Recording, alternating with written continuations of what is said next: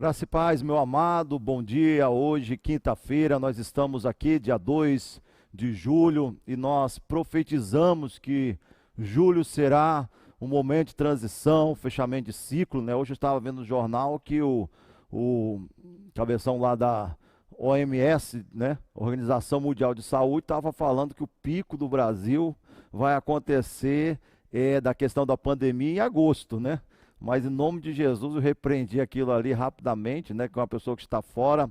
Mas eu creio que esse mês de julho é o mês de nós termos aí uma transição muito grande na questão do momento que nós estamos passando. Nós precisamos realmente passar por esse momento para vivenciar algo que o Senhor tem realizado nas nossas vidas, nos nossos corações. Então você que está conosco aí, nós queremos desejar para você um bom dia, a paz do Senhor Jesus. Deus seja abençoando sua vida, seu coração, seu ser, com todas as sortes de bênçãos, daquilo que Deus quer fazer e realizar na sua vida. Então é importante, né, você estar conosco e com certeza nós teremos vários temas hoje. Está conosco o pastor Paulo César, né? Olha, que vai estar também aqui conosco, sendo entrevistado, e com certeza você continua aí conosco, porque Deus vai ministrar o seu coração, a sua vida de maneira sobrenatural. Então fique ligado aí. Você pode ser também aquele agente missionário, né? O missionário digital. Como assim, pastor?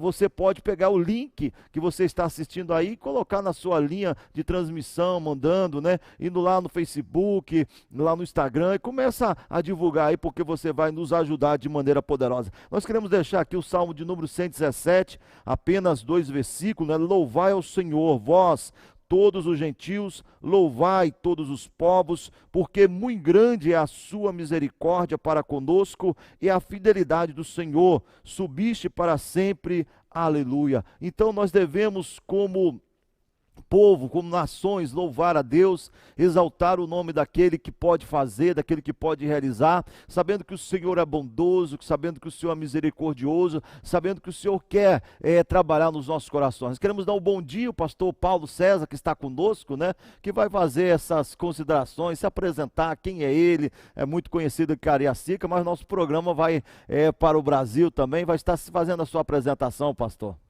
Muito bom dia, pastor Orlando. Muito bom dia a você que está acompanhando, que está participando conosco. Uma alegria estar aqui, uma honra para mim poder participar com o senhor aqui nesse programa, né, que já é sucesso, que é uma bênção para as nossas vidas. Meu nome é Paulo César, eu sou pastor, né, sou pastor já há 29 anos, pastorei hoje a Igreja Assembleia de Deus Vida Abundante aqui em Porto Santana, Cariacica, na Grande Vitória. Sou servo de Deus, estou aqui a seu serviço, pastor, e a seu servo. Né? Tive formação, sou casado há 33 anos com a pastora Carmen, pai de 2 filhas, a Bruna, a Oli, a Isabelle, e sou muito feliz com tudo que Deus tem feito na minha vida. Eu espero ser instrumento de bênção para a sua vida nesta manhã aqui. Que bom, né, pastor? Nós estamos passando aí essa situação da pandemia. Como tem sido lá a igreja nesse momento? Como é que... o que está acontecendo lá, a questão da diferença e tudo, né?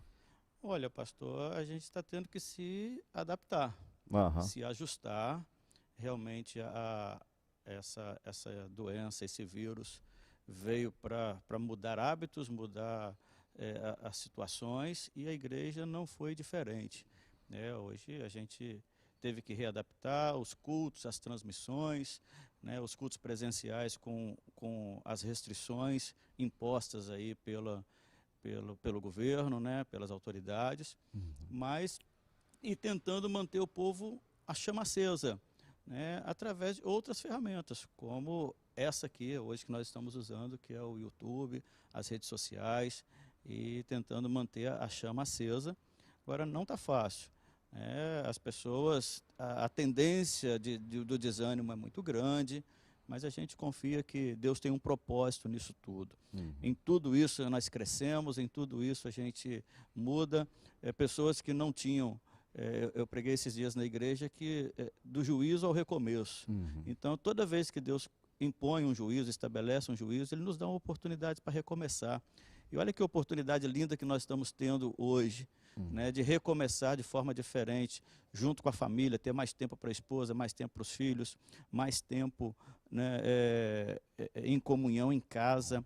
Então, em tudo isso, a gente encontra propósitos de Deus, né? Em tudo isso a gente encontra motivos para começar e para recomeçar. E é por causa disso, talvez, que nós estamos aqui hoje com essa oportunidade aqui de estar com o Senhor aqui e com essas pessoas que nos acompanham. Uhum. Pastor Paulo, fiquei sabendo aí que segunda-feira vai ter uma programação aí importante, Cariacica. Qual é essa programação que vai acontecer para o povo evangélico de uma forma geral, para todos os pastores, todas as igrejas? Então, uma programação muito boa aqui em Cariacica. Pois é, pastor. Inclusive, a gente quer aproveitar essa oportunidade para convidar você. Vai ser um clamor pela nossa cidade, pelo nosso estado, a nossa nação, por esse mundo, né? Vai ser uma reunião de oração. Mas, como eu disse, a gente tem que se ajustar e adaptar. Essa oração vai ser drive-in. As pessoas vão ficar dentro dos seus carros e diversos pastores estarão ali no trio elétrico, clamando junto com esses irmãos que estarão dentro dos seus carros. Será no estacionamento do shopping Mochuara, aqui em Cariacica, um local muito conhecido, em frente ao Ceasa. Então, começará às 19h30 até às 21h30, e eu creio que vai ser um mover de Deus, né, em todo o nosso estado, até porque essa programação ela vai acontecer simultaneamente em vários outros municípios do estado. O Cariacica vai fazer aqui, no mesmo horário Vitória estará fazendo e outros municípios do estado também estarão fazendo essa reunião de oração, drive-in. Eu queria convidar você para não ficar de fora disso, participar desse momento espiritual e que vai marcar a nossa cidade aqui em nome de Jesus. Então, chegue mais cedo. A partir das 18 horas, nós teremos uma equipe lá para poder organizar o estacionamento dos carros. No estacionamento do Shopping Mochuara, 19h30 a gente começa ali um grande clamor pelas nossas famílias, pelas igrejas, pelos pastores, pelas nossas autoridades, pelo comércio, pela economia do país. Então serão muitos motivos de oração ali e você não pode ficar de fora disso, é o nosso convidado. Amém. Eu também recebi um convite nesta manhã para estar presente, né, numa reunião que está acontecendo ali no restaurante Imperato, né? O Renato Kiel me convidou nesta manhã. Eu falei, Renato, não tem como, porque eu estou aqui nesse momento aqui no programa também, o mesmo horário. Mas aí pediram para mandar uma mensagem para o Renato. O Renato está hoje sendo colocado como pré-candidato, né, a vereador, né, da cidade de Cariacica. Pedi para falar um pouco a respeito do Renato Kiel, Renato Barata, né? Barata. Então, Renatão, nós gostaríamos de falar assim, que o Renato, ele esteve aqui no momento da igreja com a pastora Rosângela, né? E foi a pessoa que a pastora confiava, que estava do lado dela, que passou a chave da igreja quando eu assumi há 8 anos atrás, né? Então o Renato realmente é um servo de Deus, é um homem que tem se colocado mesmo assim, teve a conversão verdadeira, teve a conversão sincera, Deus ministrou no coração essa conversão tem demonstrado frutos, né, daquilo que Deus tem feito, que Deus tem realizado.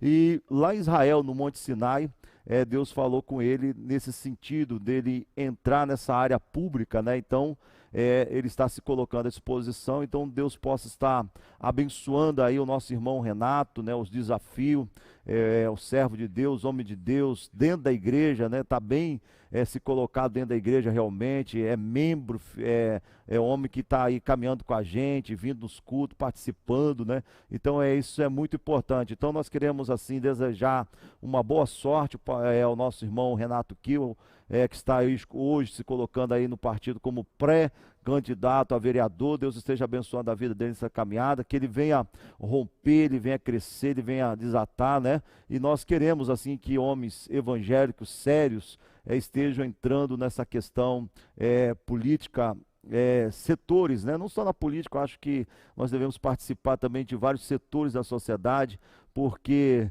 é importante, mas com seriedade, com honestidade, com vocação. Nós precisamos de homens e mulheres de Deus que esteja se colocando realmente disponível para atuar nesse campo, mas com honestidade. Então nós queremos desejar uma boa sorte, que Deus esteja aí abençoando sua vida, Renato, a sua família, a sua casa, e também assim essa caminhada de 4 anos. Então nós desejamos aí, Deus esteja contigo, abençoando hoje para todos sempre, em nome de Jesus. Amém. Nós vamos continuar aqui com o nosso programa fechadinho, nosso programa de todas as quintas, de frente com a verdade, onde nós falamos aqui sobre princípios, sobre verdades, às vezes uma perguntinha polêmica, né? Mas assim, a gente não pode ter medo de falar realmente daquilo que nós entendemos como cristão, porque a igreja, ela passa por esses momentos de modernidade, e aí, pastor, aí fica aquela questão assim do amor. Ah, você precisa ser politicamente correto, então para ser politicamente correto, na maioria das vezes você precisa também deixar de ser bíblico, né? É uma aceitação, uma forma de aceitação. Então a gente vem com esse programa para falar de verdade, de princípio, né? De conduta realmente. E nós temos a nossa primeira pergunta para estar fazendo aí ao pastor Paulo. Então vai, a primeira pergunta. Pastor, hoje está no modismo assim, buscar a bênção ou o dono da bênção? Como você tem visto esse movimento assim da igreja ter aquela proposta da bênção, né, de pessoas querer, né, que soprou mais alto vai? Como é que o senhor tem visto como todo nessa situação? Pastor, como o senhor disse, a gente precisa ter equilíbrio. Eu acho que a gente precisa ter equilíbrio em todas as coisas. Deus é o Deus da bênção. Realmente Ele tem promessas para as nossas vidas, né? E são inúmeras promessas que estão ali na Bíblia Sagrada, e a Bíblia como verdade absoluta, eu creio em todas elas. E a gente assim acha que como uma estratégia de atrair as pessoas para Jesus, ela de certa forma é válida. Agora volto a falar essa palavra do equilíbrio, porque o que nós precisamos é levar as pessoas ao dono da bênção, que é o Senhor Jesus. Né? Não a bênção em si. Agora, muitas coisas, desde a época de Jesus, Jesus tinha muitos seguidores pelo pão. As pessoas seguiam Jesus porque ele multiplicava pães e peixes, as pessoas seguiam Jesus porque ele fazia milagres. E muitas vezes não queriam Jesus. Quando o discurso era um pouco mais duro, eles abandonavam Jesus. E da mesma forma é hoje. Então, o propósito e o objetivo final é levar a Jesus e não a bênção. A bênção é consequência de quem está com Jesus. Então, mas tem muitas pessoas que se utilizam de estratégias para trazer a pessoa por causa da bênção e ali aplicam Jesus para as pessoas. Então, em todos os sentidos, ela é válida, porém sem abrir mão dos princípios. Você não se oferece, você não vende objetos para que a pessoa tenha a bênção de Deus. A bênção de Deus está em servi-lo de todo o coração, em uma vida de santidade. Quando você vê desde o início as bênçãos profetizadas ali no Monte Gerizim, ali em Êxodo, né, capítulo 28 ali, né, em Deuteronômio 28, perdão, a gente vê que todas as bênçãos acompanham aqueles que ouvem a palavra e obedecem a palavra. Então, todas as bênçãos estão condicionadas a você ter uma vida de santidade, a obediência à palavra de Deus. Como você estava falando, pastor, assim, no sentido assim de o ímpio, né? Como que o ímpio é atraído, né? Assim, a pescaria você precisa ter uma boa isca. Uma boa isca. Entendeu? Aí, assim, a boa isca e é uma estratégia de Deus, assim, o mesmo com o culto de libertação, hoje nós colocamos o nome Quinta-feira Profética, né? Mas, assim, quando você vai vendo, assim, é a forma da pessoa, cada pessoa tem sua necessidade, né? De procurar, né? Como não tem na Bíblia, né? É quase um versículo bíblico, né? Que é quem não vem pelo amor, vem pela dor. E tem muitas pessoas, às vezes, precisa de um chamativo, né? Assim, porque eu vou para a igreja, né? Mas, por outro lado, eu vejo também que isso é tão natural, que eu percebo, assim, eu conheci um colega que ele trabalhava muito a questão, assim, do atrativo, né? Assim, a questão muito de campanha, de revelação e tudo. A igreja ela não crescia muito, porque havia uma rotatividade, campanha, né? E aí um dia eu perguntando à pessoa, pô, mas você saiu lá do Farão, cara, foi abençoado. Eu disse, não, pastor, porque eu precisava de algo mais sólido, mais espiritual, né? Como é que você vê essa questão? É por isso que eu falei sobre o equilíbrio. Aham. Porque se a pessoa tem isso como estratégia, mas no pano de fundo ele tem uma estrutura, ele tem uma igreja estruturada, né? Ele tem vida com Deus, ele tem um projeto de ensino na igreja, um projeto de discipulado na igreja, isso faz com que você consolide a pessoa, porque nós temos a ordem de Jesus, ela segue em 3 linhas, pastor, né? O evangelizar, né? E de pregar o evangelho, né? Existe a outra linha que é o consolidar a pessoa, que é o batismo, e existe a terceira parte importante, que é o discipular. Então, como estratégia para atrair, como o senhor disse, a boa isca, é válida. O problema é que a igreja não pode viver disso. A igreja ela é um corpo. Então, você não vive só com água, você não vive só com alimento sólido, você não vive só com proteína, você precisa ter todo um procedimento para que o corpo cresça de forma assim saudável. E para isso a igreja ela tem que ter todo um programa bíblico para que a pessoa possa crescer. Então, a isca ela é importante, mas e o depois disso? Ele vem, alcança a bênção dele e depois, como ele vai conhecer Jesus? Então, aí existe todo um processo. Eu não sou radical contra as campanhas, entendeu? Mas também isso só como uma estratégia para trazer a pessoa. Mas depois você tem que oferecer os alimentos sólidos. Você não vive só do leitinho, né, que a Bíblia fala lá como recém-nascidos. A gente cresce e precisa de alimentos mais sólidos. Porque na verdade uma pessoa assim, quando vai chegando na igreja, tá disponível para Deus, né? Deus mostra a pessoa o que ele faz. Eu sou Deus, só que há um caminhar, né? Um processo de crescimento espiritual. Tem gente que chega, né? Recebe a bênção ali, veio para aquilo ali, né? Veio para aquilo ali, Deus mostra quem ele é, como ele faz, né? Mas a pessoa não quer uma continuidade e acaba se afastando. Mas tem outras pessoas que Deus se revela quem ele é, o que ele faz, né? E a pessoa agora quer conhecer esse Deus, né? Quer conhecer esse Deus. E aí a pergunta é assim, é um erro quando o pastor ele só fica nessa tecla e esquece de discipular a ovelha, de fazer a ovelha crescer através da palavra? Como é que você vê? Com certeza. Essa palavra erro ela é até pesada quando você está se falando para um líder, mas não tem outra alternativa. Não é aconselhável e realmente ele precisa se estruturar como um todo para oferecer o crescimento integral daquela pessoa. A pessoa nasceu de novo e veio pela bênção e encontrou Jesus. Nós temos vários exemplos bíblicos, por exemplo, os 10 leprosos. Lembra que Jesus curou os 10 leprosos, eles vieram, receberam a bênção, um só voltou para agradecer. Nós temos outros, o endemoniado de Gadara, por exemplo, quando ele foi liberto, ele quis seguir Jesus. Né? Então, há essas pessoas que vêm por causa da bênção e depois querem o Senhor da bênção, que é Jesus.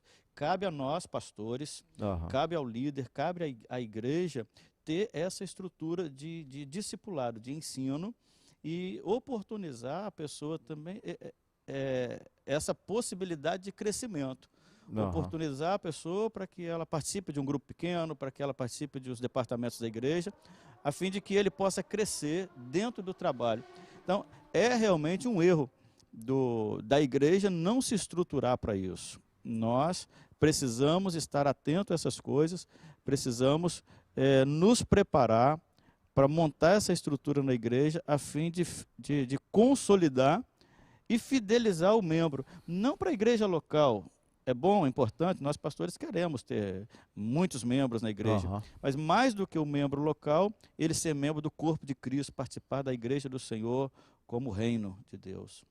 Então, meu amado, nós estamos falando aí um pouco sobre a questão, né? a bênção ou o dono da bênção? Porque às vezes nós vemos pessoas que querem a bênção, né? Como o leproso, né? 10 foram curados e apenas um volta para agradecer ao Senhor. O agradecimento é você querer conhecer o Senhor, você querer estar junto dele, você querer ter uma base sólida, convicta, porque a vida cristã não é só bênção, né, pastor? Não. No mundo tereis aflições, mas Jesus disse que nós temos que ter bom ânimo. Ele prometeu estar conosco todos os dias, até os confins dos tempos da terra. Então, todos os dias ele vai estar conosco, passando por esse, junto com a gente. E Paulo fala em Coríntios que não veio sobre nós tentação que nós não podemos suportar. Porque junto com a tentação, com os problemas, com as adversidades, com as circunstâncias adversas, ele também dá o escape. A diferença entre nós e o ímpio, que Oséias fala, outra vez vereis a diferença entre o justo e o ímpio. A diferença é que nós temos um Deus que nos consola, que nos conforta, que nos ajuda, que nos levanta, que nos fortalece. A diferença é essa. Então, quanto mais perto de Deus, mais a gente enfrenta as circunstâncias adversas. Então, venha buscar a bênção de Deus, mas desenvolva o relacionamento com o Deus da bênção, porque aí você vai estar preparado para outras bênçãos de Deus. Ninguém, pastor Orlando, meu irmão, recebe bênção se você não estiver maduro para receber. Observa uma herança. O homem pode ser o homem mais rico do mundo e ele deixa uma herança muito grande para o seu filho, e é dele a herança, é dele. Mas ele só consegue tomar posse de alguns itens dessa bênção depois que ele atinge a maioridade, a maturidade. Por exemplo, se o senhor hoje falecer e deixar uma Ferrari na sua garagem para o seu filho mais novo, ele só vai poder dirigir essa Ferrari quando ele tiver 18 anos e tiver a sua habilitação. Isso. Então, procure se habilitar para receber as grandes bênçãos de Deus, porque Deus é Deus de muitas bênçãos. A gente é que precisa se habilitar para receber. Como que se habilita isso? Vivendo com Ele, desenvolvendo um relacionamento com Deus. Amém. Você está no programa De Frente com a Verdade, hoje falando com o nosso convidado especial aqui, o pastor Paulo César. Olha que está aqui ministrando aqui, respondendo, sendo entrevistado. Então é muito bom a sua presença e você pode aí compartilhar o nosso link, ser esse missionário digital, e com certeza vai ser bênção pura, sem mistura. Nosso segundo tema dessa manhã, nós vamos colocar aí qual a necessidade hoje de você discípulos, pastor. A necessidade, pastor, vou colocar aqui uma palavra, é urgente, né, é atual, e é uma questão, né, sine qua non. Você não tem outra opção, porque é o discípulo que vai dar continuidade ao trabalho. A preocupação de Jesus, quando ele escolheu os seus 12, ali, foi que eles perpetuassem o trabalho que ele foi feito. Hoje o evangelho chegou a nós porque Jesus fez discípulos e ensinou a fazer discípulos. Eu já citei na outra pergunta, né? A grande comissão é essa: ide, fazei discípulos de todas as nações, batizando-as em nome do Pai, do Filho e do Espírito Santo. Então, nosso propósito é fazer discípulo. Mas como é difícil fazer discípulo? Porque o discípulo tem que estar junto do seu mestre. O discípulo é um aluno. Então, a convivência dele com o seu mestre vai fazer com que ele replique não somente o conteúdo que ele aprende, mas principalmente o estilo de vida e o modelo de vida. Está aí o grande problema do discipulado. É a referência do discipulador. Então, nós precisamos de pessoas comprometidas para fazer discípulos e que vão gerar novos discípulos. É um grande desafio nosso como pastor na atualidade, fazer esses discípulos que discipulem outros, por causa da disponibilidade das pessoas, né, a correria do dia a dia, e aí talvez seja um dos lados positivos da pandemia. Nos deu muito mais tempo hoje para pensar nessas coisas e fazer essas coisas, né? Então, mas a necessidade, ela é urgente, porque ela vai gerar continuidade. Né? O discípulo, ele vai duplicar aquilo que o seu discipulador faz, o seu mestre faz, e ele vai então perpetuar esses ensinos, né? Eu lembro aqui de uma passagem, está lá em Josué, porque a Bíblia fala que quando morreu Josué e a geração dele, dos seus pais, né, o povo se abandonou Deus, porque não foi feito discípulos, não foi passado o que Deuteronômio 6 fala. O que Moisés fez com Josué, exatamente, acabou não tendo, né? Então aí cessou Josué e o povo se afastou de Deus, faltou um discipulado, faltou fazer liderança. Então, que você que está nos ouvindo seja disponível para ser discipulado e também seja um discipulador, promovendo aí a expansão e a perpetuação do reino de Deus aí através da sua palavra. Porque, pastor, também tem uma questão assim que nós ouvimos muito na questão de ter membros, né? Então a igreja por muito tempo ela focou muito em membros, mas mesmo antigamente os pastores eles faziam discípulo. Eu fui feito um discípulo numa igreja de membro, porque o pastor eu andei do lado, né? Caminhava tal e tal, e o pastor assim até cobrando rigidez, lendo livro, passava livro, entendeu? Então eu sou fruto de um discipulado e sempre estive assim do lado do meu pastor, entendeu? Via às vezes dureza, via a questão também de confronto, a questão também, pega o livro, vai estudar esse livro, vai caminhar aqui, isso aqui, isso aqui. Então assim, eu fui discipulado, eu posso dizer que eu fui discipulado porque também ele tentava fazer isso com outros, né? Tinha outros e outras na igreja, mas ninguém aceitava o discipulado, porque o discipulado ele não vem apenas com palavra de mansidão, ele vem com confronto mesmo, ele vem com pegar lá na ferida. Existem regras, né? Entendeu? Regras. Aí vai lá na ferida e mexe na ferida, sangra, dói, machuca. Mas eu louvo a Deus que eu passei por esse discipulado, né? Mas assim, o pastor não queria fazer o discipulado comigo. Ele queria fazer o discipulado com a igreja. Mas a igreja ela não aceitava, né? Porque a cabeça é a mentalidade de membro, né? Assim, então a gente tem esses dois grupos, membro e discípulo na igreja, né? Que Jesus também teve, né? Que os discípulos estavam mais próximos e havia multidão que seguia, mas assim, não estou fechado com ele, né? Como é que você vê essa questão do membro e discípulo? O pastor, você tocou num negócio interessante, a gente como pastor, né?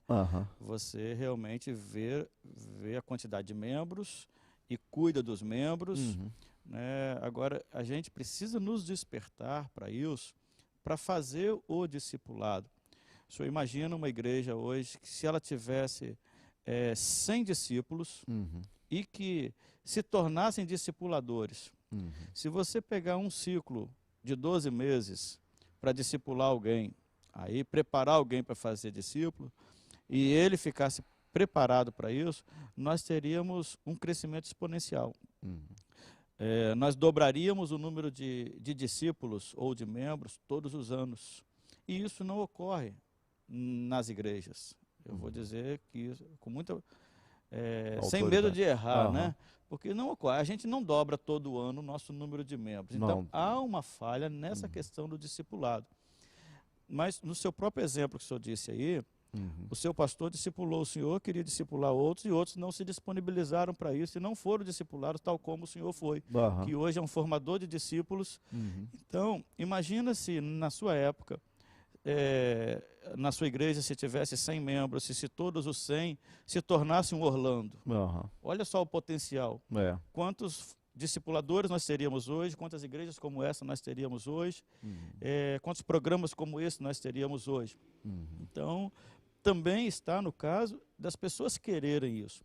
Mas independente de quantos nós vamos fazer, aí vai uma palavra de consolo para o meu coração e para o coração dos pastores e líderes que estão nos ouvindo.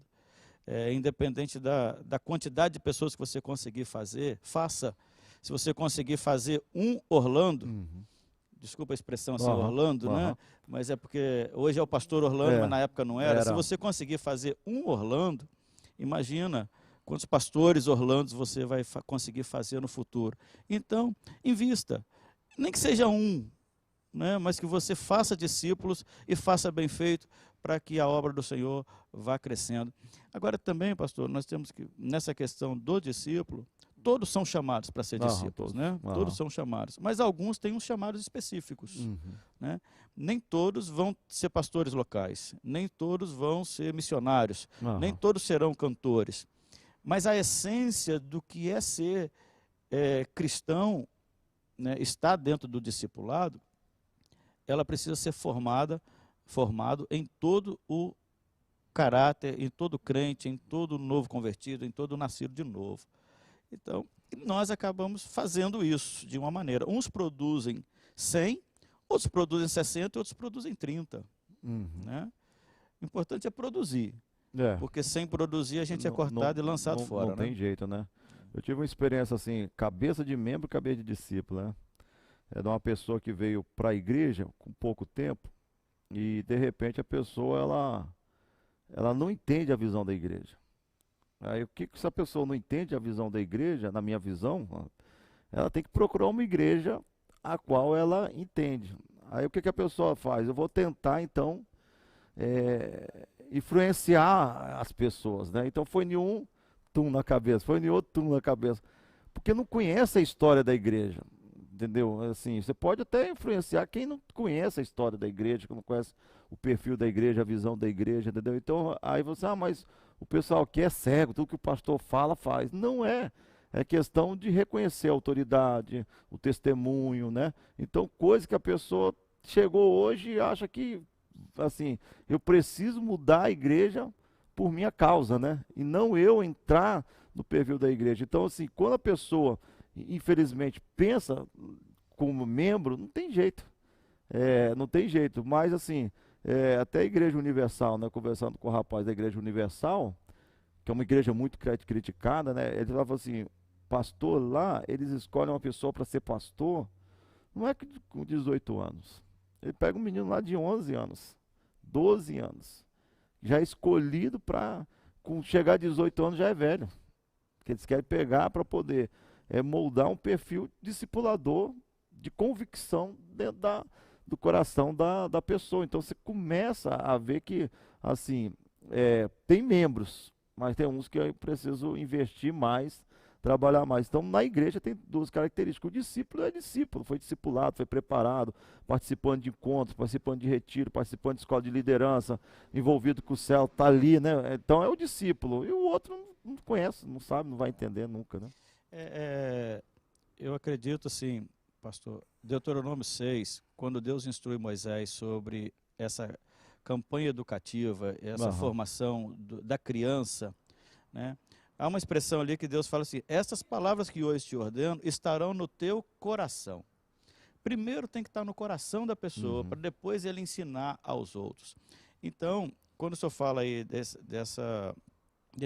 programa e desse projeto de discipulado desde a criança, isso é um modelo, os judeus fazem isso, né? Então a gente com excelência, precisa, e a gente precisa aprender e copiar o que é bom, né? E procurar identificar essas pessoas e investir neles, né, para aquilo que a gente está projetando para o futuro. A outra colocação que o senhor fez aí sobre a pessoa querer influenciar dentro da igreja como membro, isso é muito grave. Né? Isso é se levantar contra a liderança, isso atrai a maldição, não atrai bênção, né? Provoca enfermidade no corpo, e é o que na Bíblia a gente chama do espírito de Absalão, né? Se insurgir contra a sua liderança. E isso colocou uma expressão aí que pastor não gosta muito disso, mas é uma realidade. Se não está satisfeito aqui, se a visão não é essa, procura uma outra igreja que se adapte à sua visão. Certeza. Mas não se insurja contra a sua liderança, porque Deus deu uma visão para aquele trabalho, para aquela liderança ali. Então, muito cuidado, né, com essa coisa que Deus abomina, que é semear contenda entre irmãos.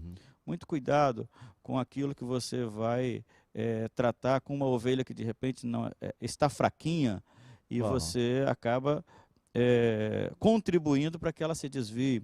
Hebreus capítulo 12, ali fala que que a gente tem que fazer veredas firmes para os nossos pés, para que aqueles que manquejam não se desviem inteiramente, antes sejam sarados. Nós temos que ser agente de cura, e não de disseminar, deixar que a raiz de amargura brote, perturbe a pessoa e contamine os outros. Nós temos que olhar a visão e ser obediente à visão que Deus deu ao seu líder da sua igreja. E a bênção de Deus está condicionada a isso dentro da sua igreja. Amém. Você também está nos assistindo hoje de Frente com a Verdade, o nosso programa também é interativo. Se você tiver alguma pergunta, tirar alguma dúvida ou contribuir, você pode fazê-lo em nome de Jesus, né? Você pode participar. E o nosso terceiro tema desta manhã.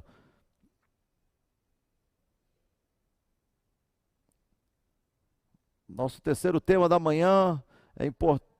Travou aqui o nosso computador, né? E assim é motivo assim de você estar ligado aí no nossa de Frente com a Verdade, é tudo ao vivo, e ao vivo também acontece às vezes, né? Toda essa questão, mas nós estamos aí trabalhando e com certeza vai sair aí em nome de Jesus. Terceiro, membro em pecado, pastor, como tratar? É banco ou altar? O pastor, altar é coisa muito séria, né? Altar, o modelo bíblico do altar é lugar de santidade. E Deus cobra muito isso da gente. Então, o pecado, todos nós pecamos e somos carentes da misericórdia de Deus. O bom é que Lamentações diz que as misericórdias do Senhor, elas se renovam a cada manhã, né? E elas não têm fim. Mas é preciso ser tratado, sim. Existem 3 passos importantes para o perdão: arrependimento, confissão e conversão. Então a pessoa precisa se arrepender, confessar e deixar o pecado. O perdão de Deus, ele é imediato, de Deus, porque Deus sonda o coração e sabe se a pessoa está realmente arrependida. Agora, nós vivemos em sociedade, vivemos na igreja, vivemos sob os olhos das pessoas. Então nós temos que ter bom testemunho para os que estão de fora, para não cair na afronta e na cilada do diabo. O perdão das pessoas é um pouquinho diferente porque elas não sondam o coração, elas não têm capacidade de sondar o coração. As pessoas avaliam o fruto do arrependimento, que é o comportamento da pessoa após arrependimento. Então, é preciso ser tratado todo o pecado. Com o quê? Com arrependimento, confissão e conversão. Existem escândalos que é preciso ser tratado de uma forma diferente. Não que o pecado seja diferente, mas por causa da multidão de pessoas que estão nos olhando. Sim. Então, se você pegar uma pessoa que foi envolvido num grande escândalo e coloca ele no altar para pregar, a mensagem dele não vai chegar, porque as pessoas ainda não viram o fruto do arrependimento dele. Então, por isso que algumas igrejas têm algumas normas e alguns pastores têm alguns procedimentos com relação ao tratamento do pecado. Porque pecado não faz parte do altar, né? O texto clássico de Isaías 59 diz que as mãos do Senhor não estão encolhidas para que não possam salvar, nem os seus ouvidos fechados para que não possam ouvir. Mas existe uma coisa que faz divisão entre Deus e os homens. Ali o profeta fala das nossas iniquidades. Então, o homem em pecado no altar corre um risco muito grave. Hoje, não mais como no Antigo Testamento, que descia fogo do céu e queimava a pessoa, né? O sumo sacerdote tinha que entrar no Santo dos Santos com a cordinha nele amarrada, porque se ele tivesse em pecado ele era fulminado lá. Hoje não é assim, mas o juízo é o mesmo. Só que o juízo não é aplicado na hora, o juízo é aplicado no futuro. Então, não sei se é nessa linha que o senhor colocou a pergunta, a gente não pode, né, aceitar o pecado no altar. Agora, nunca abandonar o pecador, desde que ele queira, ele esteja arrependido. E isso não quer dizer que você vai ser conivente com o pecado, mas tratá-lo para que ele não peque mais. Mulher pecadora, né, de João ali, capítulo 8. Então, onde estão os teus acusadores? Não, então, vai e não peques mais. Eu também não te condeno, os seus pecados estão perdoados, vai e não peques mais. É porque tem aquela questão, pastor, assim, de uma pessoa, assim, eu já passei situações de uma pessoa aceitar o tratamento e se levantar, né? Numa questão, assim, de se colocar à disposição, né? E o outro também que rejeita esse tratamento. Eu tenho uma experiência lá do norte do estado, um colega estava contando aqui, esses pregadores itinerantes, né? E o cara pregava bem, um ministério bem conhecido a nível do Brasil, e de repente esse cara ele cai no pecado, ele desmonta, tal. E o pastor ele fala assim, olha, você vai ficar 3 meses em disciplina, você vai para o banco, entendeu, e tal, e gostaria que você não pregasse em lugar algum enquanto tivesse esses 3 meses. Aí 3 meses eu vou começar o processo para você voltar normalmente, né? E o cara aceitou tranquilamente, né? Tal, tal. Mas aí o que acontece? O cara passeando na rua encontra outro pastor, praticamente uns 2 meses depois, né? Ô, fulano, vai lá na minha igreja pregar lá, cara. Poxa, você tal. Aí o cara, pô, não tô podendo não, mas por que você não pode não? O cara, poxa, eu Estou em disciplina. tô em disciplina, pequei, aconteceu isso e tudo. Cara, não, cara, disciplina é para membro, entendeu? Pastor, pregador e tal, aí é diferente e tal, você tem unção. Faz o seguinte, sai da igreja lá e vem pra mim, porque aí já te coloco você pregando já e tudo. Aí o cara fez. Saiu da outra, onde está a disciplina, foi para outra sem disciplina, o convite foi esse. Já começou a pregar. Então ele foi para Linhares, ministrou em Linhares. Foi a primeira pregação dele, assim, pós, né, esse momento. E na volta, então, ele dá carona no rapaz. E aí ele chega pro rapaz e fala assim, ó, você tá sem cinto. E ele sem cinto. Aí bateu, o cara tava meio dormindo, você tá sem cinto, coloca o cinto. Aí o cara botou o cinto. E ele sem cinto. Aí passa uns 3 minutos, o carro bate. Ele acaba falecendo. E o rapaz acaba sobrevivendo, né? Então eles pegaram até uma situação dessa, assim. Que talvez se o cara tivesse lá sendo tratado, não passaria nem pela morte, assim, na situação de que tentou sair de uma situação e não teve jeito, né? E a questão do cinto ficou até assim, faço o que eu te mando, mas não faço o que eu faço. Então tem muito disso às vezes assim que as pessoas não entendem que é um processo. Eu acho não, assim, certeza, não cair é do homem, mas levantar também. O homem tem que tomar atitude para levantar, né? Aí, pastor, tem algumas questões estruturais nossas que a gente precisa pensar. Nós estamos sendo assistidos por muitos líderes, várias denominações, né, em várias denominações, e a gente respeita todos eles, mas eu coloco algumas situações aqui como pastor de igreja também. Nós, pastores, precisamos ter um pouco mais de cuidado com quem a gente coloca no altar, daqueles que vêm de fora. Se cada pastor tomasse esse cuidado, diminuiria muito o índice de pessoas que estão no nosso púlpito hoje em pecado. Nos púlpitos, nossos não, nos púlpitos hoje em pecado. Por quê? Se eu vou convidar alguém para pregar na minha igreja, eu tenho que perguntar, você é ovelha de quem? Ah, eu sou ovelha do pastor Orlando. Então, é minha obrigação ligar para o pastor Orlando e dizer, pastor Orlando, eu queria convidar o fulano de tal da sua igreja. E como é que ele está? Ele está em comunhão?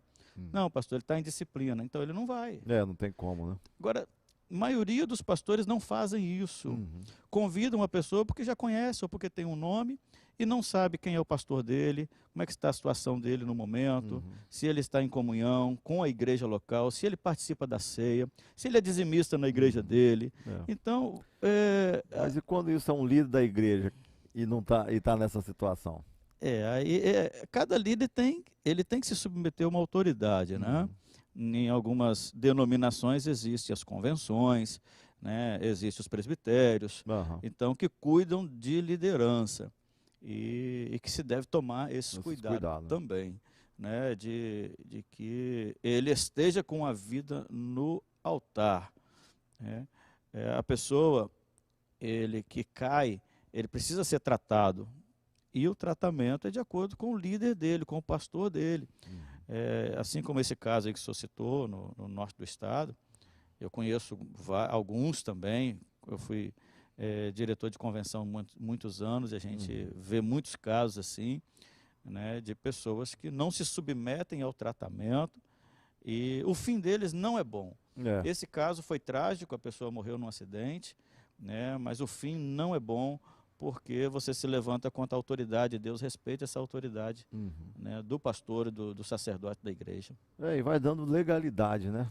Claro. O cara, assim, o pecado, às vezes, aquele pecado lá, ele começa por pequenas ações que vai sendo permitida no decorrer, e daqui a pouco está uma situação ali de agravo, né? A gente precisa ter muito discernimento de Deus, porque é possível que que a pessoa tenha membros da sua igreja, obreiros de seu ministério, ou parceiros seus que estejam vivendo uma vida de pecado escondido, né? Para que Deus revele essas coisas, né? Agora, muito mais, eu acho que cada líder tem que ter a consciência de que ele precisa estar com a sua vida no altar.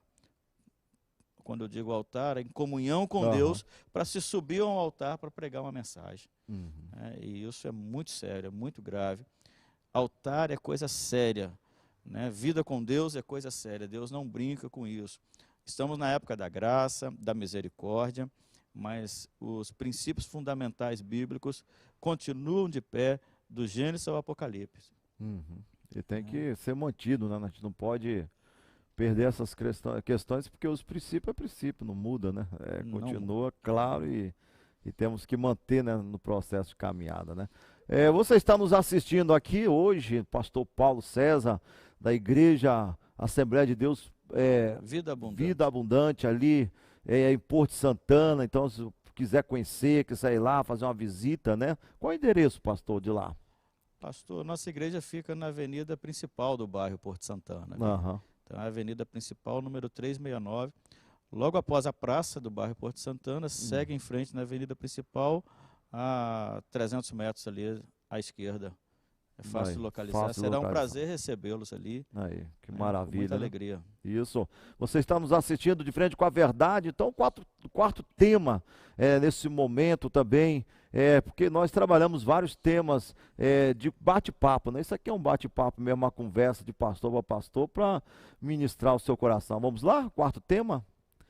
Como gestor. Pastor é um gestor, não tem como sair, fugir disso, né? Tem gente que acha que não, né? Mas o pastor, se ele não saber entrar nessa área de gestor, mas o pastor também é um pouco de psicólogo, é um pouco de médico, é um pouco de pedreiro, e vai tudo, né? A igreja, ela pode ser administrada como empresa? Como é que você vê nessa questão?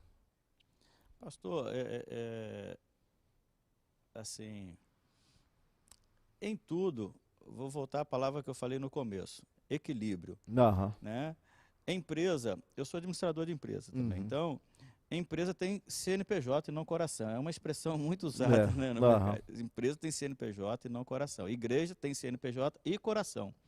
Como instituição, ela tem um CNPJ que precisa ser administrada com austeridade, com transparência, né, com honestidade e com muita sabedoria. Tem que ter planejamento. Isso é, inclusive, bíblico, né?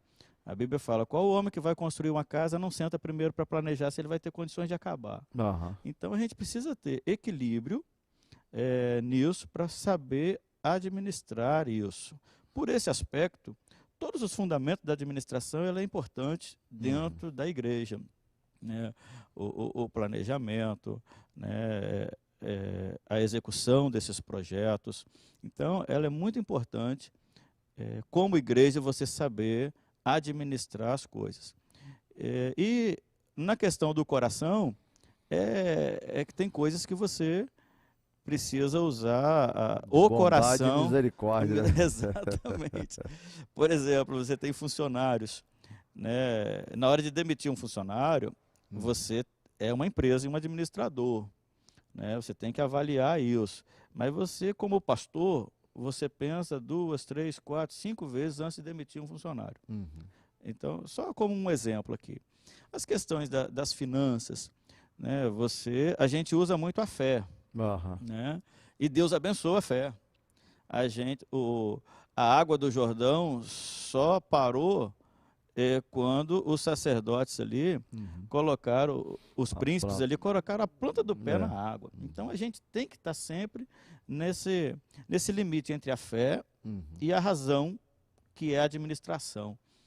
Mas você saber fazer um orçamento mensal, você saber quantos por cento você vai ter de fundo de reserva, quantos por cento da sua arrecadação você vai investir em missões, quantos por cento da sua administração, da sua arrecadação você pode colocar a folha de pagamento da igreja, que já inclui a plebenda pastoral. Você tem que saber disso e procurar se organizar dentro desse planejamento. Você precisa ter um planejamento mensal, um planejamento anual, em todos os sentidos, financeiro, nos programas da igreja, metas a cumprir, são ferramentas da administração que te ajudam, né, na administração da igreja, né? Algumas igrejas têm modelos diferentes, tem igrejas que é o pastor que é o líder de tudo isso, outras têm conselhos, né? Que nesse conselho normalmente é o pastor que preside o conselho, mas a decisão é feita em conselho. Outros têm diretoria, outros decidem com a diretoria, outros decidem com o ministério. Concílio, né? Tem concílio, tem campo. Exato. Então, cada denominação tem o seu modelo, mas a administração ela é fundamental. Agora, se você, pastor, não tem esse conhecimento, você pode buscar o conhecimento. Agora, você pode também buscar essa informação com alguém do seu ministério que possa te auxiliar nisso aí. Agora, os princípios da administração, ele é válido, pastor, em tudo, na vida pessoal, na família, nos negócios e na igreja. Os princípios de administração, aí que a gente citou alguns aqui, eles são válidos em todas as áreas da nossa vida. Vou repetir, na sua vida pessoal, você precisa saber onde que você quer chegar, você precisa planejar, você precisa se disciplinar, você precisa ter um orçamento mensal, trimestral, semestral, anual, curto, médio, longo prazo. Você precisa saber onde você quer chegar. A sua família, mesma coisa, seu orçamento familiar, sua administração, quem vai cuidar disso, quem vai cuidar daquilo. E na igreja a mesma coisa. Aí volta aquela frase inicial, coração e CNPJ. Na igreja, você tem que saber equilibrar e medir a questão da austeridade da empresa com a misericórdia e a bondade do pastoreio. Do pastoreio. Porque, na verdade, assim, agora com esse social, né, você vê que a tendência é o governo querer que a igreja pense como empresa, né? Futuramente aí eu acho que até outras coisas o governo vai entrando nessa proposta, né? Então a gente vê assim que às vezes a pessoa não quer pensar igreja empresa, né? Acho que é dois nomes, né? Mas na verdade assim, nós temos dois setores aqui, o que a gente chama, né? O setor pastoral, de culto, né, tal, nós temos o setor administrativo. Então tem que ter esse equilíbrio, né, nessa questão também assim da pessoa tá certa, entendeu? Decisões às vezes você tem que. Eu já fui encarregado e fui novo, né?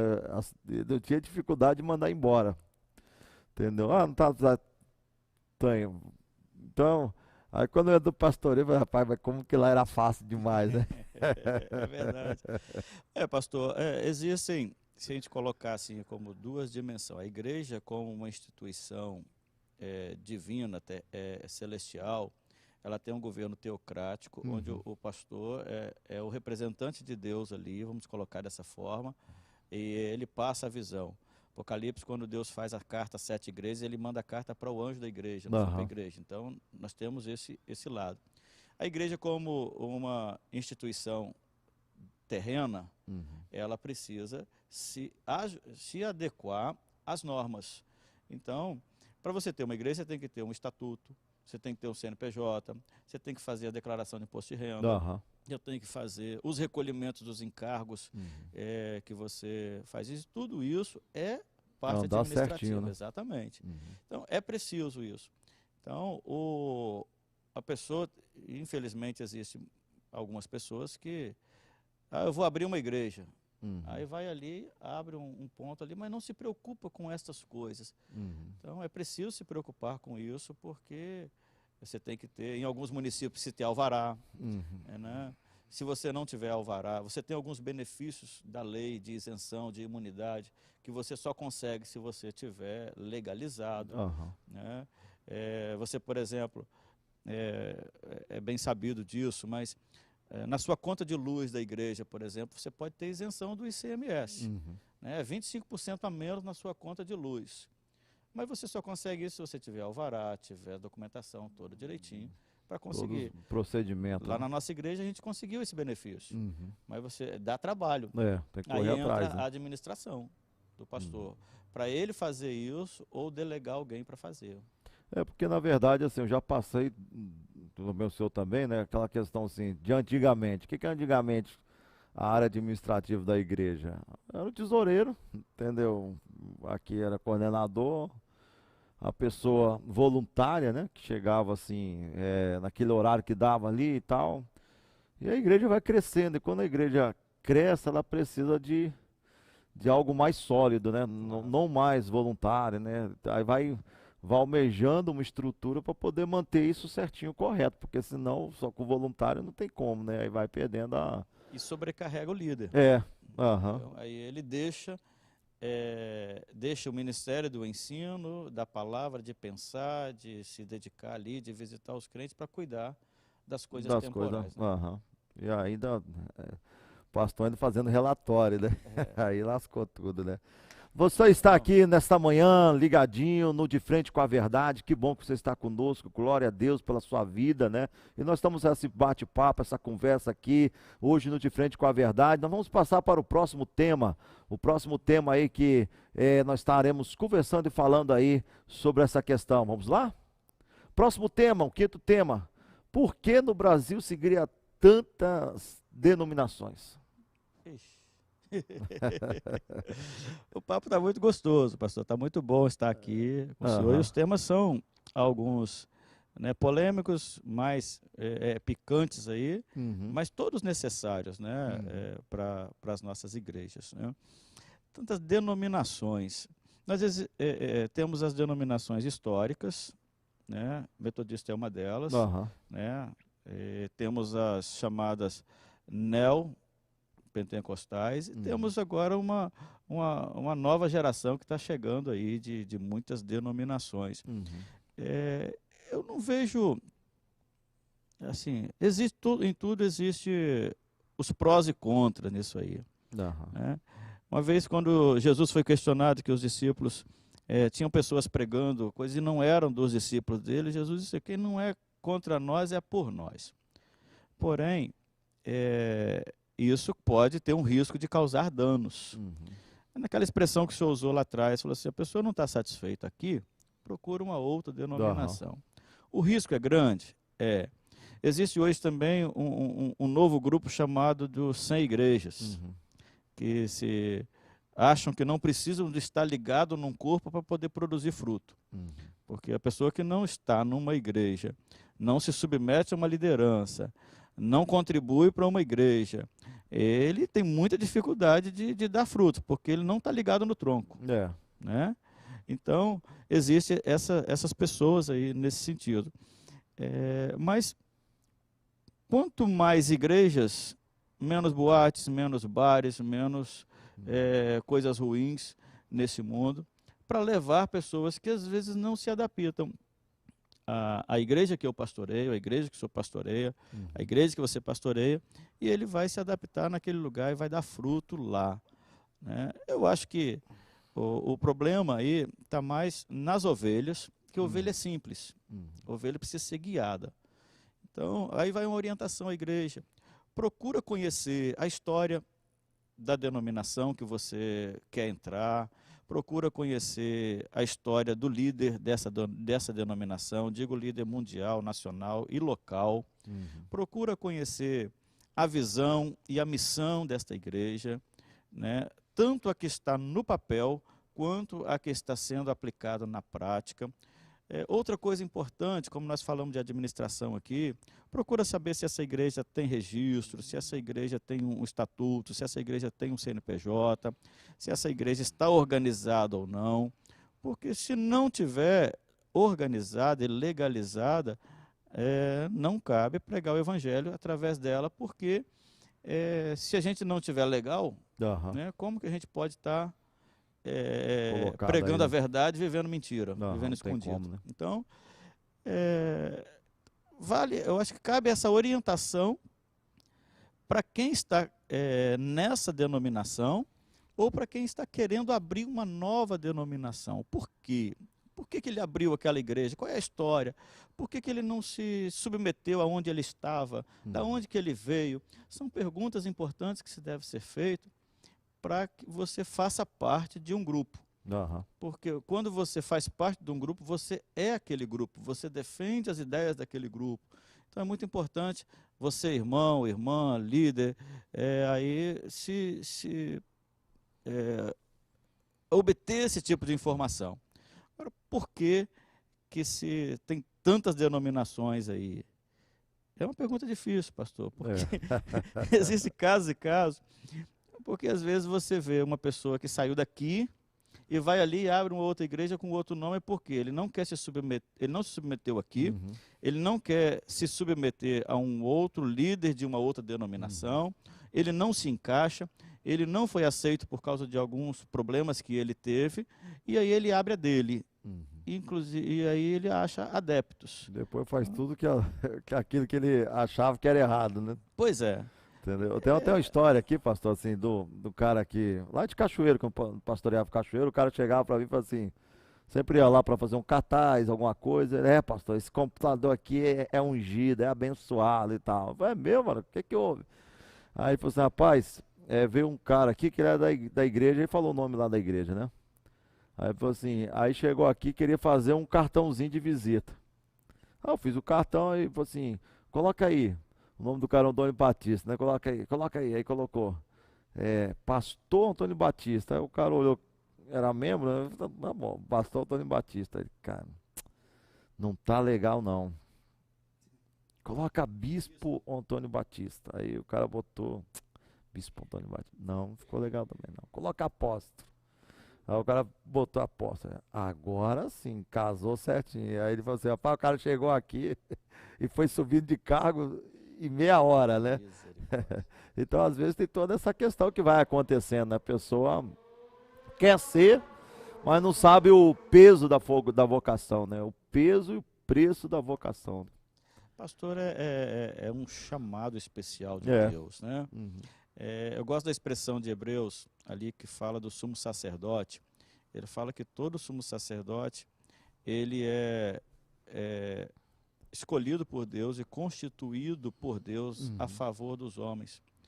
E ele tem que se compadecer eternamente dos errados e ignorantes, porque ele mesmo está rodeado de fraqueza. O verso 4 diz que ninguém toma para si essa honra, a não ser os que são chamados por Deus, como foi Arão. Então, o pastor é um privilégio. E hoje em dia, assim, eu respeito as denominações que usam outras nomenclaturas, até porque se pulverizou muito a palavra pastor, né? Porque em algumas novas denominações, o líder de célula, porque ele cuida de 10 pessoas, eles chamam ele de pastor.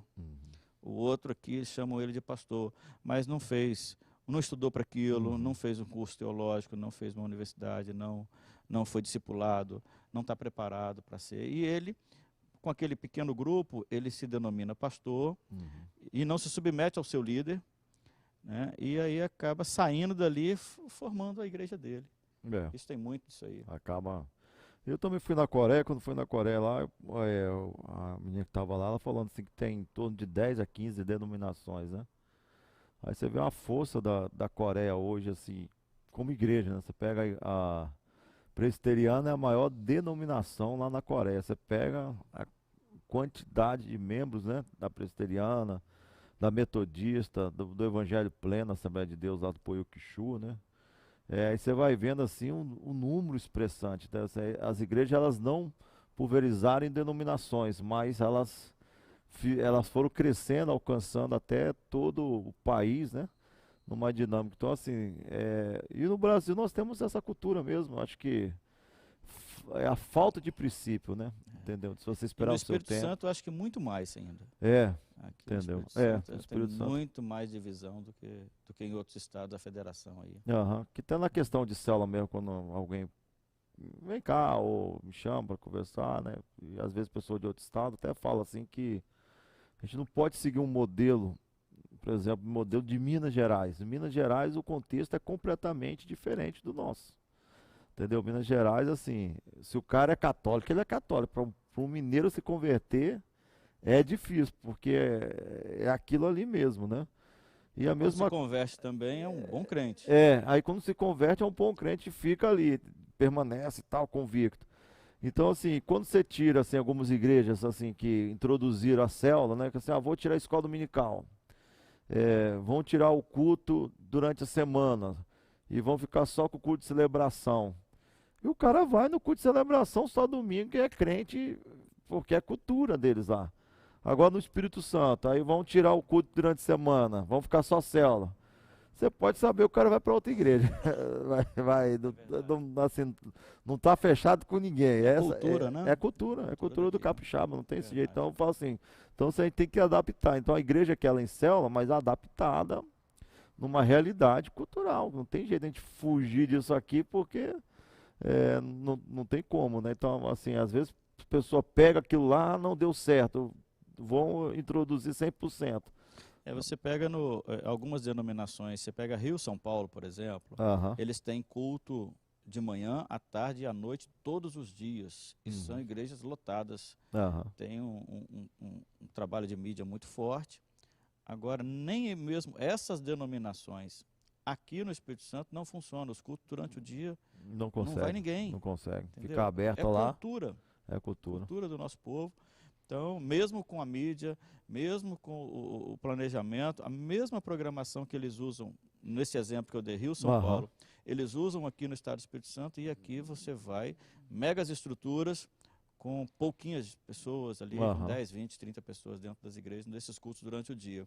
É uma cultura nossa aqui. Então, você tem que avaliar isso, você tem que sondar o terreno, aí entra o planejamento, para saber aonde você quer chegar, né, em quem você quer chegar e fazer para você poder botar em prática isso. Não adianta sair fazendo sem planejamento. E se essa igreja ainda for no Espírito Santo, na faixa litoral, aí é pior ainda. Pior ainda, né? Que chega dezembro, janeiro, fevereiro, desaparece o povo, só desconverte. Até por causa da economia do município também, eles ganham... Os recursos, a maioria deles, é feito no verão nos turistas que estão na praia. Né? Então um pastor que estava no litoral, ele falou assim, rapaz, aqui o negócio é o seguinte, deu dezembro, janeiro, fevereiro, 50% da igreja se afasta. Não, ele falou que desvia mesmo. Meu Deus. Vai para carnaval, cervejada e tudo. Porque lá, assim, é uma cidade, assim, é um lugar que sai mesmo... Aí quando sai esse público de turistas, né? Aí a cidade fica morta. Aí é a hora de procurar a igreja. Não tem o que fazer, vai para a igreja. Né? Então assim, aqui é assim, é 8x4, né? 8 meses convertido e 4 meses desviado, né? Então assim... Orar para Jesus vir nesses 8 meses aí, então, que não seja no verão, né? Se for no verão tá lascado. Então essa é a cultura, não tem jeito. A cultura é diferente, né?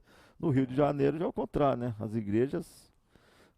assim, a denominação metodista no Rio de Janeiro é praticamente 50% de toda a membresia do Brasil da metodista encontra-se no Rio de Janeiro. É mesmo? Você vê que... O povo do Rio, né, um crente diferente. Você vai nos eventos, nos cultos no Rio de Janeiro, é um povo diferente. Você tem tudo quanto é baixada daquela, tudo quanto é lugar daquele ali, você vai 3 horas da tarde, você vê um monte de igreja lotada e o pessoal estão lá firme e forte, né? É uma cultura diferente. Cultura diferente. Que Deus nos ajude aqui no Estado do Espírito Santo para que nós possamos, que as pessoas se voltem mais para Deus, para as coisas de Deus, para o trabalho de Deus, para o voluntariado, né? Para que a gente possa expandir o reino de Deus aqui também. E nesse tempo agora de pandemia, com a sabedoria igual o senhor está usando bastante os recursos aí das mídias sociais, né, e desses aplicativos, e consegue alcançar muitas vidas, e que a gente consiga mudar a nossa mentalidade sem esquecer do princípio da submissão, né, das nossas lideranças, de estar ligado a um corpo. Isso. Né, como o escritor aos Hebreus fala, não deixando a nossa congregação. Isso é importante, né? Principalmente nesse tempo, né? É verdade. Você está conosco aqui no De Frente com a Verdade, que bom que você está aí ligadinho. Nós vamos passar para a próxima, o sexto tema De Frente com a Verdade. E é pesado esse agora, hein? O homossexualismo é pecado? É pecado? Tem que ser aceito nas igrejas? Ou tem que... Como é que você vê isso aí? É pecado? Vamos melhorar essa pergunta. Ou não é e tem que ser aceito nas igrejas? Pastor, tem 2 aspectos aí. Primeiro é pecado. É pecado. E pecado a gente não se chama de problema, não se chama de outra coisa. É pecado mesmo. Quando você pega ali o Gênesis, na questão de Sodoma e Gomorra, né, fica muito claro o aspecto do homossexualismo e também da depravação sexual que havia na cidade. Fato ali relacionado com os anjos que foram lá para resgatar Ló e a sua família, e depois com o episódio das próprias filhas de Ló com incesto. Isso tudo é reflexo de imoralidade sexual e depravação sexual e de homossexualismo ali. Então, Romanos fala sobre esse assunto também. Então, o homossexualismo, ele é pecado. Agora eu vou dizer também, mentira é pecado, né? Roubar é pecado, matar é pecado, comprar e não pagar é pecado, semear contenda entre os irmãos é pecado. Então, assim, pecado é pecado. Existem consequências diferentes e visões diferentes do pecado. Então, devem ser aceitos. Então, eu acho que a gente definiu bem que é pecado. Né? E eu falo isso de peito aberto, eu prego isso. Tenho amigos que são homossexuais, né? E tem pessoas que estão no processo de libertação, que reconhecem isso, e amo muito essas pessoas, amo de coração. Agora, eu não posso dizer que não é pecado. Então, é pecado. Serem aceitos, tem 2 aspectos. Serem aceitos de que forma? Como membro da igreja, como pastor, como pregador, como alguém que está usando o altar, aí não. Né? Mas serem aceitos na igreja para um processo de libertação, de santificação, de purificação, de novo nascimento, é claro. Assim como o mentiroso, assim como o enganador, assim como o adúltero, assim como o fornicador, né? E outros pecados que estão dentro, inseridos, né, às vezes em algumas pessoas dentro da igreja, que estão sendo tratados. Onde é o hospital que vão tratar essas pessoas? Não estou dizendo... não estou entrando na polêmica se é doença ou se não é doença. Estou falando de doença espiritual. Igreja é um hospital, né, que trata de doentes. Então, o pecador, Jesus, ele entrava na casa dos pecadores, Jesus comia com os pecadores, né, era criticado por isso pelos religiosos, e nós precisamos também amá-los e aceitá-los como pessoas carentes que precisam da misericórdia, do perdão e da transformação de Deus. Agora... sem abrir mão do princípio, né, que é pecado e que precisa de arrependimento, confissão e conversão.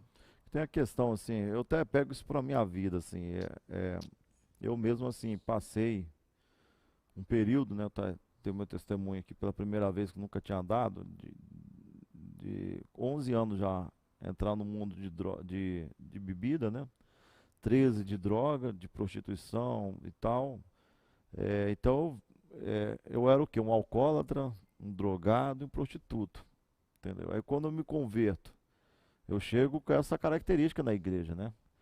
E aí tive que abandonar tudo isso para ter um relacionamento saudável com Deus, né? Um sadio com Deus. E a visão é a mesma. É, tem pessoas assim que pode sofrer, mas que consegue abandonar, entendeu? Vivenciar, né? A graça de Deus, mudança e transformação, entendeu? Então, só que hoje tem algumas denominações assim, na questão da aceitação como um todo, né? Entendeu? Não como uma pessoa que vem, que frequenta, que recebe uma oração, que faz um gabinete, não, mas essa pessoa que possa tocar, cantar, né? Exercer normalmente, né? Pastor, nesse caso eu sou muito radical. Eu sou muito radical. Até porque... Nesse caso eu penso às vezes que vai chegar uma situação que eu vou pro monte, morar no monte, vamos pro monte, vamos morar na roça, né? Porque eu tenho a mesma visão, né? Agora, são pessoas que precisam de Deus, que precisam se arrepender e abandonar as práticas, né? Há uma expressão na Bíblia que diz o seguinte, que há pessoas que nasceram eunucos, e outros se fizeram eunucos pelo reino de Deus. Então, é o que você precisa E naquela fazer. época existia fortemente lá em Roma, né? O homossexualismo, né? A questão de mortificar a carne e seus membros. A Bíblia está dizendo desse tipo de coisa, né? Quando a Bíblia fala de pecado sexual, imoralidade, essas coisas que se inclui o homossexualismo, a Bíblia manda fugir, entendeu? Se a pessoa tem um desejo na carne, ele precisa mortificar essa carne. Ele precisa lutar contra esse desejo para que ele possa, né, ter uma vida com Deus. E quanto mais de Deus, mais longe do pecado, né? É o que Paulo fala, né? Meus irmãos, nos demais irmãos, tudo que for puro, tudo que for honesto, tudo que for de boa fama, se tem virtude, se tem louvor, nisso pensar. E ocupa a mente com essas coisas. Com certeza. Ocupa a mente com essas coisas que você não vai ficar pecando, né? A gente precisa de ter isso muito claro. Há muitas pessoas que estão dentro da igreja, pastor, e nos fazem perguntas, deve acontecer isso com o senhor também. Pastor, isso pode? Isso é pecado? Eu posso ir no carnaval? Eu posso alugar um camarote para ir lá e assistir o carnaval? Não vou pular, eu posso assistir? Então, o que eu penso nisso? Imagina um círculo, Jesus está no centro, né? E as pessoas estão na borda desse círculo, um passo dentro da igreja e um passo lá no mundo. Eles estão muito mais preocupados em não ir para o mundo do que caminhar para o centro, que é onde está a plenitude da presença de Deus. Então não se preocupe se você pode ou não pode, se preocupe em chegar mais perto de Jesus. Quanto mais perto de Jesus, mais longe do mundo, dos desejos da carne, do pecado. Quanto mais perto de Deus, quanto mais no centro desse círculo onde Jesus está, mais longe do mundo, dos desejos do mundo, do pecado, das ofertas do diabo. Então se preocupe, meu irmão, a desenvolver esse relacionamento com Deus e estar perto dele, no centro da vontade dele. É isso aí, né? Porque é uma questão assim que eu vejo assim nessa busca, né, das pessoas, né? O amor, pelo amor você tem que aceitar tudo e acaba se perdendo completamente, né? Então a igreja ela continua sendo igreja, né? Claro. Princípio continua sendo princípio. Então assim é uma visão mesmo que a gente precisa colocar aí assim e permanecer. A igreja eu vejo assim uma coisa, o que eu sinto, quem mais tem dúvida nessas questões são pessoas que eu vejo assim que às vezes está mais longe de Deus. Mais longe. Entendeu? Eu tive dúvida do dízimo como me converti, mas quando passei a ter certeza, acabou. Entendeu? Eu tive convicção e hoje eu tenho convicção, então vou desenvolvendo essa convicção. Então assim, onde eu tenho dúvida sobre o dízimo, então tem alguma coisa. Tatuagem, eu tenho dúvida se eu posso ir no carnaval. Eu não tenho dúvida, eu tenho certeza que eu não posso. Não posso, entendeu? Não tem para onde fugir, né? Eu estou indo para o carnaval para quê? Eu estou indo distribuir folheto, eu estou indo pregar a palavra. as pessoas lá não estão nem preocupadas com isso. Então, se você quer fazer um trabalho evangelístico de massa, de missão urbana, se programa para ir pós-carnaval, por exemplo. O carnaval está terminando 4 horas da manhã. Se programa para sair 4 horas da manhã, abordando as pessoas que já estão ali mortas, que já estão ali angustiadas, que buscaram alegria naquilo e não encontraram, para você levar a principal alegria. Mas então, como estratégia. Eu já fiz assim, tinha a Associação de Pastores ali de Vitória, no Vital, não sei se você lembra o Vital, né? Aí eu fui fazendo carnaval. Eu ia mesmo porque eu era pastor coadjuntor, titular, estava na liderança, eu tinha que ir. Mas assim, o que eu via? Na hora lá, principalmente meninas, moças, vem cá, vamos fazer oração e tal. O cara, se pedir para aceitar Jesus, vai pedir, se pedir para rolar no chão, ele vai pedir, porque é a moça que está ali, o cara está no carnaval, né? Então, a cabeça dele tá em lugar, né? Aí eles faziam fichinha, o cara tá ali e tal. Aí depois eles mandavam essas fichas para várias igrejas, principalmente que estava participando, montava. Aí eu ligava as pessoas e eu aceitei Jesus. Aonde, cara? Você ia ver, a realidade era outra, porque a pessoa tava ali chapada, doidona, malucona. Aí quando você chegava lá, eu aceitei Jesus, você tá doido, cara. Eu nunca falei. No carnaval, o cara nem lembra, né? Porque assim, aí eu vi assim. O propósito é outro, né? Aí eu vi que aquilo ali não era assim, pode acontecer, pode, mas a maioria não tava. Mas não dá muito fruto, né? Entendeu? Aí ligávamos assim para todo mundo, ninguém queria visita, ninguém queria. O cara tá ali na curtição. Agora é outra coisa, quando era homem, era mais difícil. Mas quando era uma moça, assim, se fosse bonito, então, o cara tava aceitando tudo. Então, assim, eu falei, não. Eu ia, mas não ia com o meu coração ali. Eu tava ali por obediência. Mas meu coração não tava. Eu já ouvi de pessoas que têm esse projeto. Eu nunca fui, nunca participei. E a sua experiência aí é muito, muito importante nisso daí. Agora, voltando do homossexualismo, pastor, assim, eu quero deixar muito claro que a gente ama o homossexual. Mas a gente não ama o homossexualismo abomina. E nem concorda com ele. Mas o homossexual a gente ama. É uma pessoa que precisa de Jesus. Então, nós também precisamos olhar por esse lado, porque às vezes também essas pessoas são discriminadas dentro da igreja. Por causa do seu jeito de andar, o seu jeito de vestir, o seu jeito de falar. E eles, quando chegam na igreja, o olhar é diferente. E isso afasta eles de Deus. Então, tentar treinar pessoas para isso também. Isso. Né? E quando você fala do homossexual, pode ser o tatuado, pode ser as pessoas diferentes. Quando a gente trata do diferente. Eu lembro na nossa igreja, uma época, entrou um rapaz, né, com cabelo com Rastafari. Na época foi um choque, porque ele tinha um cabelo muito grandão, era quase lá no joelho, o cabelo dele. Eu não sei nem se se chama de cabelo, né? Aquele estilo Rastafari. Sei. E foi chocante. E aquele homem começou a frequentar a igreja, foi amado, foi cuidado, ele aceitou Jesus, tirou aquilo tudo, aí voltou o cabelo dele, original, ali, e uma pessoa de bem, um cara engenheiro agrônomo, um cara culto, bacana, e que virou um bom crente. Maravilha. Entendeu? Mas assusta, em primeira mão assusta. Então a gente precisa estar preparado para os diferentes dentro da igreja, para levá-los a Cristo também. Eles também precisam de Cristo. Eu, quando cheguei na igreja, assustei um pouco, né? Cabelo grande, heavy metal, malucão. Aí o pessoal ficava meio... Você sentia que as pessoas te olhavam diferente? Não, eu me preparava, na verdade. Eu já sentia que ia ser assim. Já assim, eu amarrava o cabelo, botava por dentro da camisa. Tentava camuflar um pouco nessa situação para entrar na igreja. Na rua, entendeu? É essa a questão, né? Eu recebi uma vez um rapaz na igreja e ele tinha um cabelo no meio das costas. Um cabelo até bonito, rapaz. Muita mulher gostaria de ter um cabelo daquele, sabe? Um cabelo loiro, bonito, comprido, fininho, né? Liso. E ele veio para a igreja e a gente recebeu ele bem, né? Ali, frequentou e tal.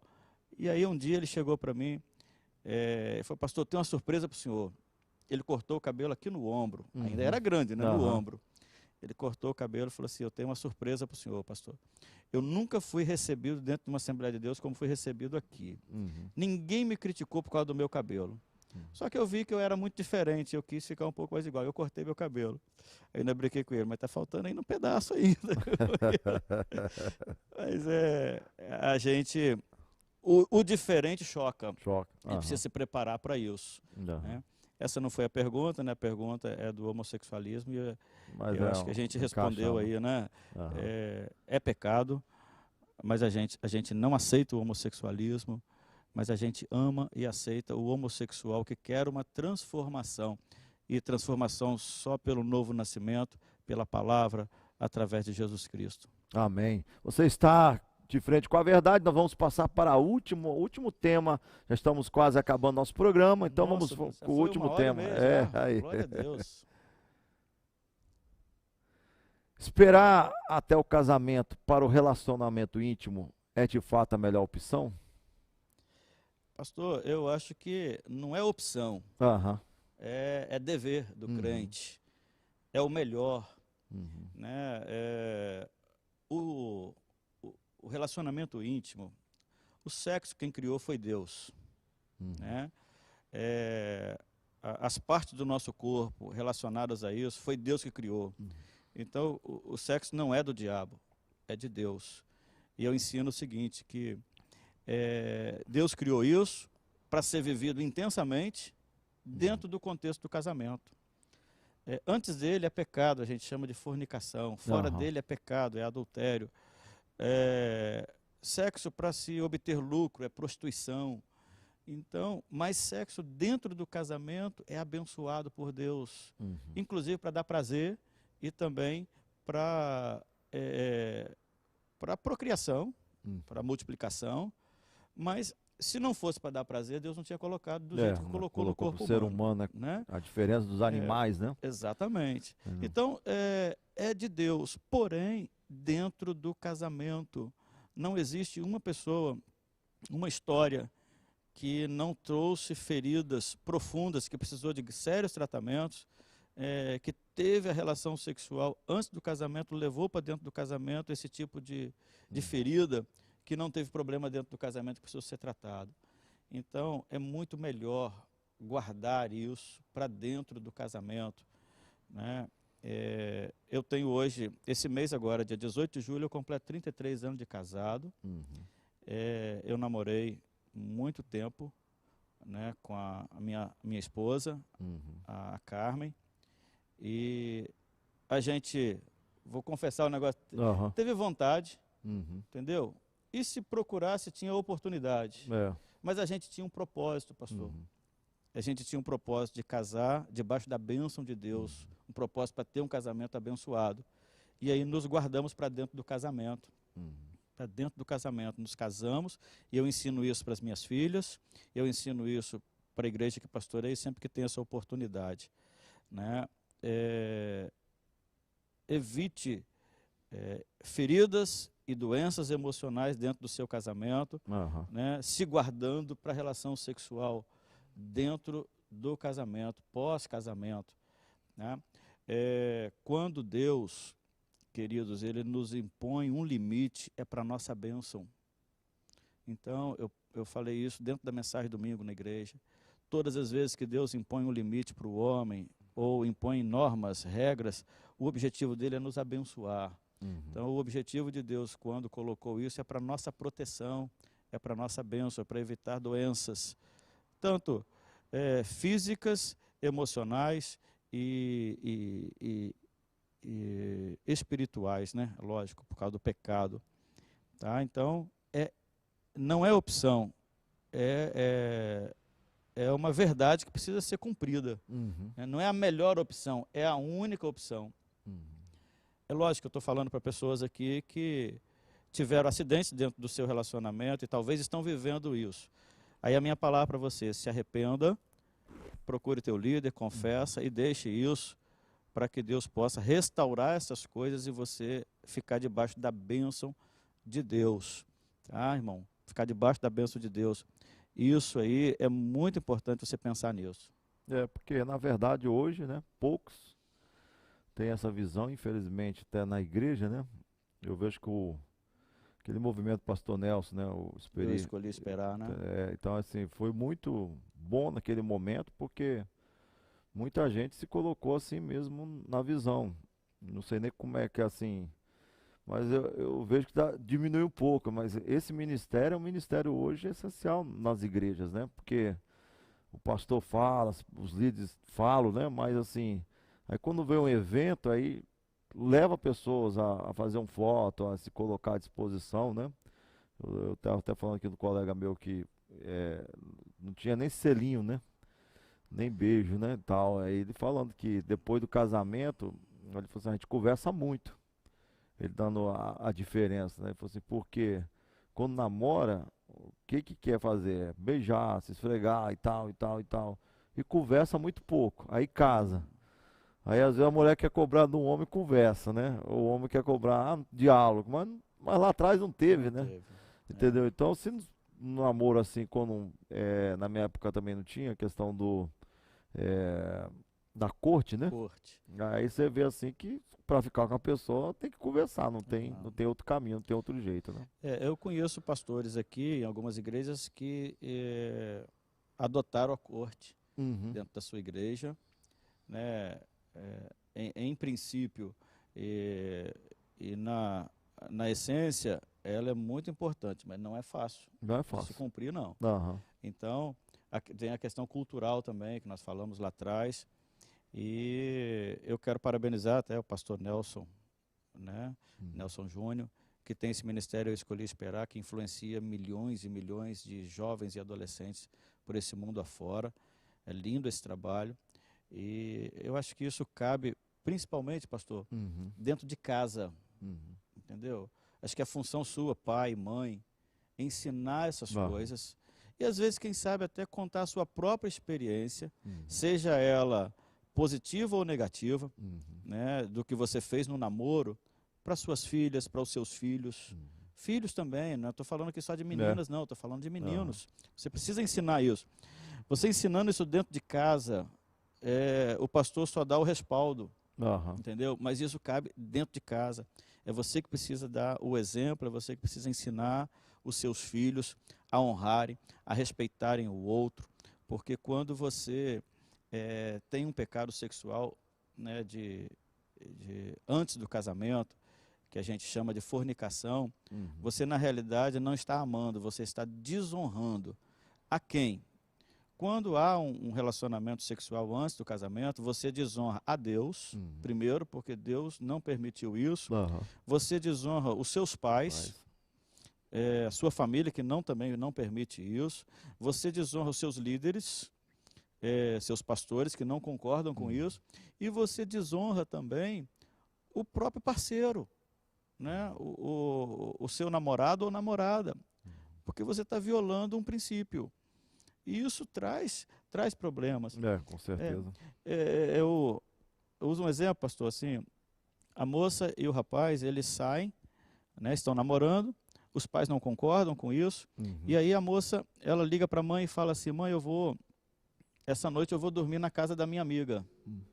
Mas na realidade, ela não está indo dormir na casa da amiga, ela está indo sair com o namorado para ter relação sexual com ele. Aí, eles fazem isso e levam isso para dentro do casamento. Ninguém fica sabendo, eles não ficaram grávidos, né, não transmitiram doenças sexualmente transmissíveis, né, tiveram esses livramentos, entre aspas, mas foram para dentro do casamento com isso, com essa mentira, com esse engano. Aí chega lá dentro do casamento, essa mesma moça, que agora é esposa, liga para o marido e diz assim, meu bem, eu vou ter que ficar trabalhando até mais tarde hoje, que eu tenho que fazer hora extra. Será que esse cara vai acreditar nela? Ele não vai pensar e dizer assim, poxa, ela enganou os pais dela lá atrás para ficar comigo. Quem me garante que ela não está me enganando agora? Por quê? É uma mentira, é um engano que está sendo levado. Essa é uma das feridas emocionais que se leva para dentro do casamento e que traz problemas, um engano desse, um negócio desse aí. Entendeu? Então, meu amigo, minha amiga, nós queremos agradecer a sua audiência, agradecer por você estar conosco aqui nesse programa de toda quinta-feira, o programa De Frente com a Verdade. Hoje nós recebemos aí o pastor Paulo César, da Igreja Assembleia de Deus Vida Abundante, ali de Porto Santana, num bate-papo muito bom, muito gostoso. Então, todas as quintas-feiras pela manhã, nós sempre temos um tema aqui para tirar dúvida, a sua participação é importante. Então, nós vamos pedir o pastor Paulo para fazer as suas considerações finais e convidar também o pessoal para o programa, o evento que vai ter na segunda-feira. Obrigado, pastor Orlando, obrigado você que ficou conosco aí, você que vai assistir depois, que vai encaminhar para algum amigo seu o link desse programa. Os temas foram tão gostosos que o tempo passou muito rápido, a gente nem percebeu tudo isso. Eu espero ter contribuído para esclarecer dúvidas, para abençoar a sua vida, e eu quero aqui honrar a vida do pastor Orlando, que é o pastor dessa igreja tão linda, tão abençoada. Que Deus abençoe sua vida, pastor. Amém. Sua família, o ministério que Deus colocou nas suas mãos, que Deus prospere a cada dia, e para mim foi uma honra realmente participar aqui. Amém. Sou uma referência aqui dentro do nosso município, uma liderança dentro do nosso município de Cariacica, o nosso estado do Espírito Santo e o nosso Brasil. Muito obrigado a você que participou. Se alguma coisa você não concorda, coloca lá no chat lá que a gente pode de repente depois estar esclarecendo mais algumas dúvidas. O tempo é curto para falar de temas tão relevantes, tão importantes assim, mas que Deus abençoe sua vida, abençoe sua casa, sua família, você líder, do seu departamento, da sua célula, da sua igreja, que Deus prospere a sua vida aí, é a minha oração, que Deus esteja te abençoando, te iluminando, te ajudando em todas as coisas. Coloco à disposição no que for preciso aí, para abençoar vocês. E eu fecho renovando aqui o convite, reiterando aqui o convite, para você estar conosco segunda-feira, dia 6 de julho, próxima segunda agora, 19h30, no estacionamento do Shopping Mochuara, um grande evento de oração, drive-in. Ali não precisa se preocupar com o vírus, porque nós vamos estar todos dentro dos carros, não vai ter aglomeração, não vai ter contato físico, você só vai ter contato com Deus ali juntos, Amém. Em oração, em intercessão, um mover de Deus sobre aquele lugar. E eu preciso de você lá. A partir das 18 horas, os portões já vão estar abertos, equipes lá para poder te auxiliar. Você pode ir lá, estacionar teu carro, se quiser dar um passeio no shopping ali, para botar teu carro numa boa posição, você chega mais cedo e depois se dá um passeio no shopping, 19h30 a gente inicia a programação ali, e eu creio que vai ser um divisor de águas na sua vida e na nossa cidade de Cariacica. Eu espero você lá. Quantos carros, pastor? O quanto você tiver. Se você tiver 3 carros em casa, coloca os 3 carros lá, convide pessoas para estarem dentro dos seus carros e leve. Nós precisamos ali colocar ali 500, 1000 carros ali, todo mundo adorando a Deus e orando naquela noite. Muito obrigado, queridos. A paz do Senhor, meu amado, minha amada, que bom que você está conosco ligadinho nesse programa de todas as quintas-feiras, que bom que você está aí conosco. Então, nós queremos agradecer a sua audiência, por você permanecer. Então, louvado seja o Senhor pela sua vida, e nós queremos que a graça do Senhor venha sobre a sua vida, sobre a sua casa, sobre a sua família, abundantemente, em nome do Senhor Jesus. Amém. Vamos ficando por aqui. Fique na paz. O Senhor esteja te abençoando hoje para todos sempre, em nome de Jesus.